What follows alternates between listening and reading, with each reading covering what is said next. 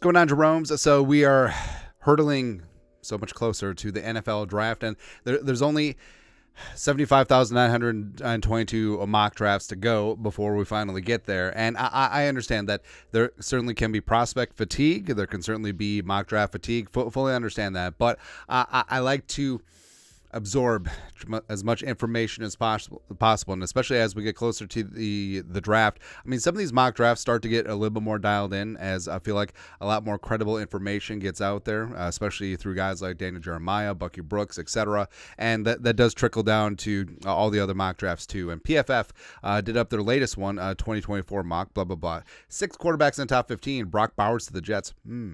Kind of like it spicy. And the Vikings do make a move and find a groove, and they move up without mortgaging the future, which is kind of nice. So first off, the Caleb Williams, the Bears take Caleb Williams at 1. Also, I mean, there's talk that the Bears want to take Caleb Williams at 1 and then make a trade up for Marvin Harrison Jr. since they do pick number 9. That would make me very unhappy. Not gonna lie, man. Number 2, the commies stick and pick and take Drake May. Now, I feel like Washington is very poopy at a lot of spots, and I would be worried about his development. And also, I mean, Cliff Kingsbury gets so much credit for his, like, oh, what about Mahomes? What about Kyler? What about Caleb Williams? I don't buy Cliff Kingsbury for 1 second. I just don't. Anyways, but Drake May goes to the nation's capital. Patriots stick and pick and take Jaden Daniels. I think that his... Adios mio. So they have one good offensive lineman, which is great. Doesn't have many weapons, but other than that, he'll be fantastic. Pray for Jaden Daniels in New England. That's all, man. 4, Harrison Jr. goes out to Arizona. Kyler gets a number 1 receiver for a change. And the first trade of the draft, so the Vikings move up for JJ McCarthy, Dynamite. And what's really nice about this, they do not give up the future first rounder, which is very key in this. So the Vikings give 11, 23, and the 2025 third round pick, which, remember, the Vikings are projected to have a comp pick for Kirk Cousins, maybe more. So at least 1-3 projected extra in 2025, which is important for the Vikings. This is what PFF wrote. The Chargers could follow the Cardinals' route and take one of the top receivers to address a glaring need, but they'll instead accumulate more picks as Jim Harbaugh tries to build his rooster. The Vikings trading for the number 23 pick in March signaled that they were doing so likely to move up and take a quarterback, while JJ McCarthy has some work to do before he can reach a ceiling. It's hard to find a better environment for him to flourish than Minnesota. As a bonus, Harbaugh gets to be the one to send his former quarterback to a fantastic situation and make him a top 5 pick. It's exactly like the proud father, walking the daughter down the aisle. Canon D. And with McCarthy, there is things to work on. And also, I think that, like the Vikings are the best situation, because McCarthy can come in and sit on the bench for a year, learn everything and absorb from McCown and Kevin O'Connell. Sam Darnold, I mean, is more than capable of being a very solid bridge quarterback for the Vikings, be able to move that offense. And also, I think low-key the Vikings may become a defensive first team next season, especially the way that Flores and Kwesi have been adding free agents. And also, I think that the Vikings, also, obviously they traded up here, but if they go hard in the paint on defense in the draft, potentially if they stick and pick, could be a little bit spicy on that side of the ball. It'd be the first great defense since 2017 Vikings with Zimmer.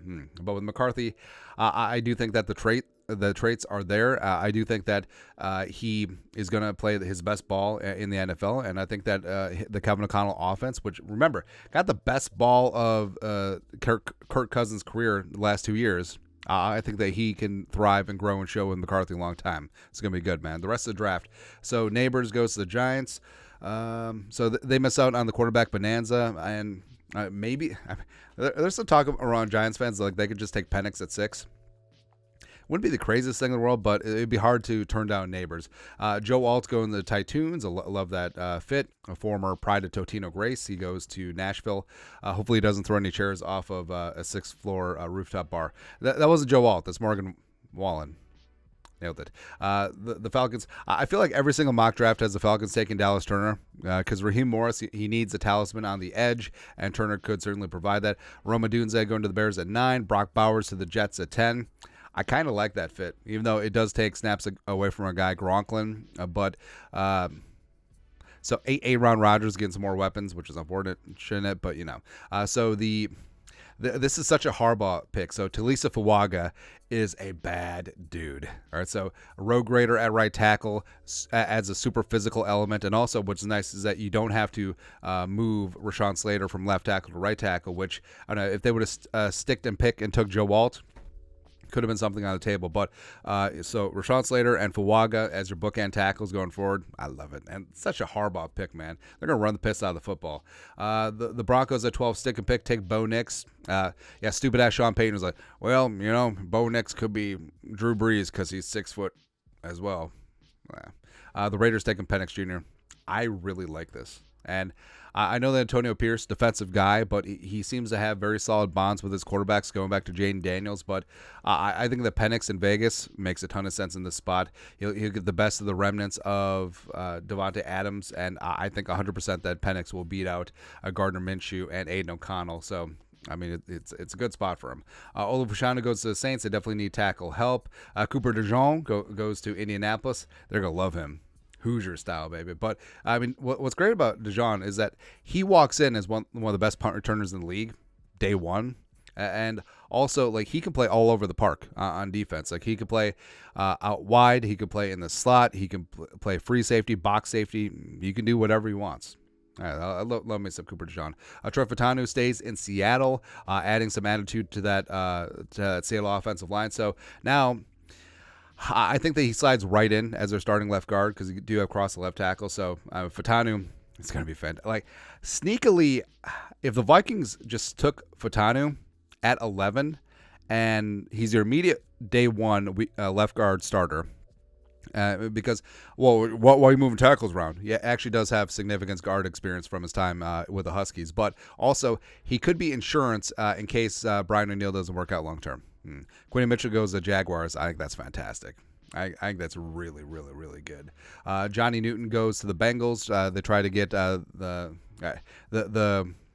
Geno Atkins clone. They try to bring back that love and feeling.